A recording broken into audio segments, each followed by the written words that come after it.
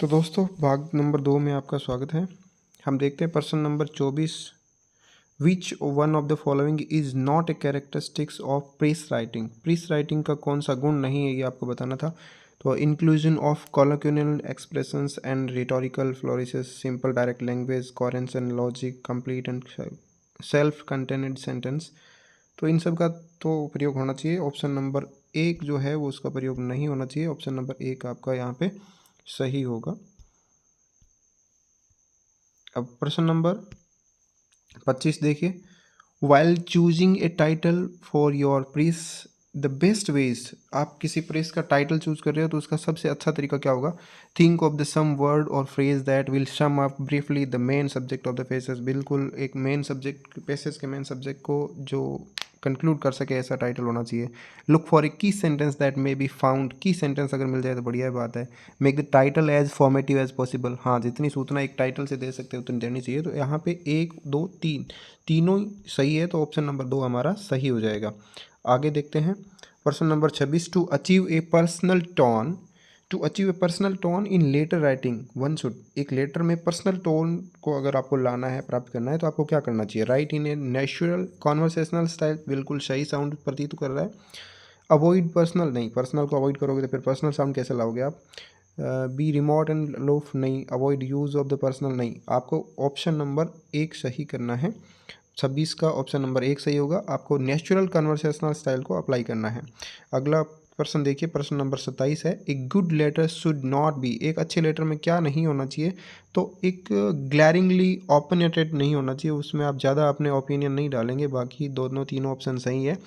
Clearly written होना चाहिए, briefly stated होना चाहिए, मतलब आप ज़्यादा लंबा नहीं करेंगे, और कॉर्टियसली पोलाइट भी वो होना चाहिए। अगला प्रश्न 28 नंबर देखिए। The most usual subscriptions used in the letter for application for the post is, अगर आप लेटर लिख रहे हो किसके लिए? Letter for application of post, post के लिए लिख रहे हो, इस बात पे ध्यान देना है।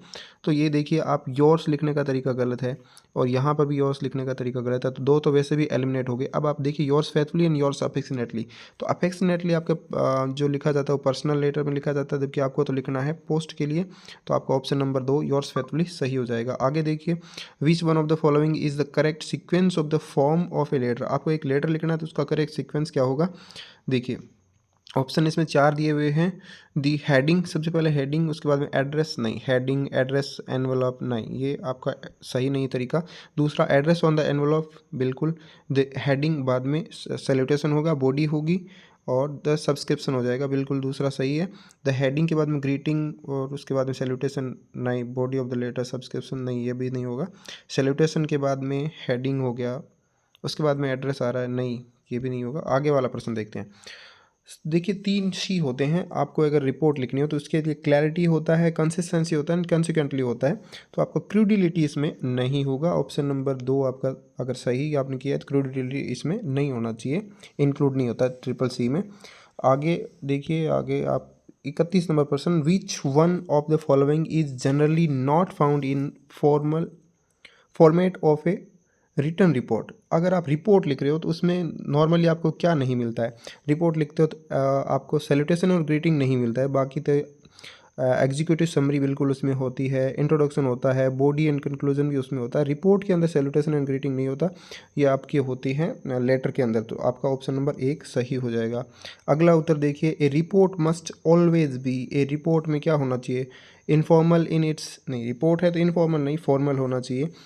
और आगे देखिए, फॉर्मल इन इट्स टोन, बिल्कुल रिपोर्ट फॉर्मल टोन में होनी चाहिए। लैंग्वेज एंड प्रेजेंटेशन, लैंग्वेज भी फॉर्मल हो, प्रेजेंटेशन के रूप में फॉर्मल हो। Presentation of the available information, हाँ रिपोर्ट अगर है तो फैक्चुअल भी होना चाहिए। अवेलेबल इन्फॉर्मेशन है वही आप बताओगे, ऐसा नहीं कि आप कोई इमेजिनरी इन्फॉर्मेशन वहाँ पे दे रहे हो। तो ये भी सही है और आपका ये भी सही है। तो 2 और 3 जहाँ पे है वो सही हो जाएगा। ऑप्शन नंबर 2 में 2 और 3 आर करेक्ट, तो 2 एंड 3 आर करेक्ट। प्रश्न नंबर 33 देखिए। A systematic and well organised formal presentation of facts, ध्यान देना सिस्टमेटिक और वेल ऑर्गेनाइज्ड है। फॉर्मल प्रेजेंटेशन ऑफ फैक्ट्स, आपको फैक्ट को प्रेजेंट करना है। And finding of an event, एक इवेंट को फाइंडिंग है that has already taken place, जो कि हो चुका है, उसके बारे में आप अगर सिस्टमेटिक और ऑर्गेनाइज तरीके से लिखते हो तो वो क्या कहलाता है? सर्कुलर होता है, टेंडर होता है, लेटर होता है, रिपोर्ट होती है। तो आप सभी को पता ही होगा, आपने सही किया है। एक रिपोर्ट के अंदर ये सिस्टमेटिक और ऑर्गेनाइज तरीके से हम पेश करते हैं। प्रश्न नंबर 34 देखते हैं फटाफट, आपका बिना समय गवाए गाइस चैनल को सब्सक्राइब जरूर रखा जाए। Who best bear his mild yoke, ये पोइम से आया है और बहुत ही बढ़िया प्रश्न पूछा है आपको। On is blindness, John Milton की जो लिखी हुई पोइम है उससे प्रश्न पूछा गया है कि योग का यहाँ पे क्या अर्थ है। तो योग का इंटरनल पनिशमेंट नहीं, पनिशमेंट की बात यहाँ पे नहीं हो रही है। इंटरनल ह्यूमन प्रेडिकमेंट ये भी नहीं हो रहा, टैलेंट वेस्टेड फॉन्डली ये भी नहीं है। और आगे देखिए आपको एक ऑप्शन दिख रहा है 4 नंबर में, हार्नेस और रेस्पॉन्सिबिलिटी। बिल्कुल, ये योग जो है वो आपको भगवान की तरफ से एक रेस्पॉन्सिबिलिटी, एक उत्तरदायित्व तो दिया गया है जो आपको निभाना होता है। तो ऑप्शन नंबर इसमें 4 सही होगा। प्रश्न नंबर 35 देखिए, on is blindness mental reflects एक कॉम्प्लेक्स मिक्स ऑफ इमोशंस। बिल्कुल, इसमें मिक्स ऑफ इमोशंस है। वो कहाँ से कहाँ बढ़ता है? ही मूव्स फ्रॉम, देखिए वो कहाँ से कहाँ बढ़ता है? Hope to frustration and grief, नहीं लास्ट में ग्रिफ की तरफ तो नहीं जाता, शुरुआत में हॉफ नहीं है, शुरुआत में ग्रिफ है। बिल्कुल, शुरुआत में क्या है? आपको शुरुआत में ग्रिफ देखने को मिलेगा, फिर फ्रस्ट्रेशन भी है और रेजिलियंस भी आ जाता है, समर्पण कर देता है भगवान की इच्छा के आगे। तो ये आपका ऑप्शन नंबर 2 सही होगा। अगर आपने ये किया है तो आपको पूरा नंबर मिलेंगे। John Donne enlist several impossibilities, John Donne ने go and catch a falling star poem लिखी है, उसमें कुछ इम्पॉसिबिलिटीज़ उन्होंने बताई है। फर्स्ट स्टांजा के अंदर उन्होंने बताई है। तो जो फर्स्ट स्टांजा के अंदर नहीं है वो आपको बताना है। तो फर्स्ट स्टांजा के अंदर ये pilgrimage of 10,000 days and night, ये आपको फर्स्ट स्टांजे में देखने को नहीं मिलता है, ये आगे वाले स्टांजे में आता है। Go and catch a falling star, mermaid singings के बारे में कहा है। Find about causes of devil's feet, जो क्लैप्ट किया गया था, राक्षस का पैर किसने चीरा, ये सब भी बातें करता है। लेकिन ये जो 3 नंबर ऑप्शन है वो आपका सही उत्तर हो जाएगा। आगे वाला प्रश्न देखते हैं। प्रश्न नंबर 37 हमारे सामने उपस्थित है। Which one is wrong assessment of given poem, देखिए एक पोइम का गलत असेसमेंट, 4 ऑप्शन लिखे गए हैं। पहली बात लिखी है written in 1819 ode to the west wind, बिल्कुल सही है, ode to the west wind 1819 में लिखे गए थे और पी वी शेलन ने लिखा था। और पेटरलू मैस्करस इन माइंड, बिल्कुल इनके दिमाग में ये पोइम लिखते समय पेटरलू मैस्करस भी चल रहा था। तो ये तो बात तो सही है, रॉन्ग नहीं है। Ode on a Grecian urn was inspired by Keats study of elegance marble in British Museum, ये बात भी सही है। Daffodils by Wordsworth, William Wordsworth ने डेफोडिल लिखी है। इज ए सोनेट, बिल्कुल सोनेट है। Inspired by a long belt of daffodils, बिल्कुल यहाँ तक भी सही है। एनकाउंटर्ड इन उल्स वाटर, ये नहीं है, उल्स वाटर में बिल्कुल नहीं था। ये जगह जो थी वो कैम्ब्रियन की एडन वैली थी, कैम्ब्रियन की एडन वैली थी। अगला भी पढ़ लेते हैं। ऑप्शन नंबर 4 क्या कह रहा है? My last duchess is a preceded by an epigraph Ferrara, बिल्कुल ये भी सही है। ऑप्शन नंबर 3 इसका रॉन्ग है। यहाँ पे जो जगह है वो कैम्ब्रियन की एडन वैली थी, ये उल्स वाटर नहीं था, इसलिए ऑप्शन नंबर आपका 3 सही हो जाएगा। प्रश्न नंबर 37 में ऑप्शन नंबर 3 सही है।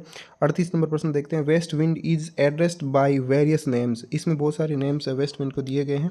कौन से नाम इसमें हैं और कौन सा नहीं है? तो आपको बताना है कौन सा नहीं है। स्प्रिट फायरस उसको कहा गया है, अनकंट्रोलेबल भी कहा गया है और इम्पेटस वन भी कहा गया है। दाउ ब्रेथ ऑफ विंटर ये उसको नहीं कहा गया। तो ऑप्शन आपका जो उत्तर सही होगा वो ऑप्शन नंबर 3 होगा। आगे वाला question number 39, sylvan historian who canst thou express, यहाँ पे आपको एक flowery tale more sweetly than our rhymes, sylvan किसको रेफर करता है? तो साइल्वन रेफर करता है ऑप्शन नंबर 4 में दिए गए लिविंग और लोकेटेड इन फॉरेस्ट, जो जंगलों में रहते हैं उनको साइल्वन यहाँ पे कहा गया है। चलिए आगे वाला 40 नंबर क्वेश्चन हम देख लेते हैं। बहुत ही बढ़िया पेपर बनाया है। आप क्वेश्चन सारे के सारे इजी पूछे गए हैं, तो आपके उम्मीद करता हूँ सही होंगे। Browning's my last duchess is an ecphrastic poem, one that engages with a work of art and dramatization weaves responses to the art. Besides Browning's poem, another notable example is, अपनी ही ब्राउनिंग की इस poem के अलावा, माई last duchess के अलावा आपके RPSC के syllabus में एक पोइम और दी गई है, ode on a Grecian earn, ये भी सेम इसी स्टाइल में लिखी गई है, ode on a Grecian earn, John Keats की लिखी हुई है। तो आपका उत्तर नंबर 3 सही होगा। ठीक है, अब आगे पढ़ते हैं नाइट ऑफ द स्कॉर्पियन, जो कि पोइम है। The night of the scorpion poets speakers made various wishes, उसमें बहुत सारी विशेज की जाती है। Poets scorpion stung mother in the poem, बिल्कुल पोइट की माँ को है ना इस पोइम में एक बिच्छू काट लेता है नाइट ऑफ द स्कॉर्पियन में, तो कौन सी विश नहीं की गई थी? May the sin of the previous birth burnt away, बिल्कुल किया गया था। May the suffering decrease the misfortune of the next birth, बिल्कुल ये भी किया गया था। May the poison purify the place, ये भी हुआ था। May the suffering spare, no ये नहीं हुआ था। ऑप्शन नंबर 4 आपका सही हो जाएगा। आगे बढ़ते हैं आपका बिना समय गवाई। डांस ऑफ द यूनिक से पढ़ते हैं। Person number 42, there were green tattoos on their cheeks, बिल्कुल उनके गालों पे ग्रीन टैटू थे। जैस्मिन इन दियर हेयर्स, बिल्कुल आपको सिंपली पुट करना है यहाँ पे रेगिस्तान और jasmine in their air, option number 1 आपका सही हो जाएगा। पर्सन नंबर फिर 43 आपके सामने पूरे go and catch a falling star से दिया गया है। और go and catch a falling star, in go and catch a falling star the speaker commands his listeners to perform a series of impossible task to illustrate, क्या illustrate करने के लिए कह रहा है? तो वीमेंस इनफिडेलिटी को वो इलिस्ट्रेट करने के लिए आपको एक इम्पॉसिबल टास्क की सीरीज देता है। ठीक है गाइस, तो ये थे आपके पोइम तक के क्वेश्चंस। आगे ड्रामा वाले शेक्सपियर के ड्रामा वाले क्वेश्चन नंबर 44 से हम आगे शुरू करेंगे अगले पार्ट में। धन्यवाद दोस्तों।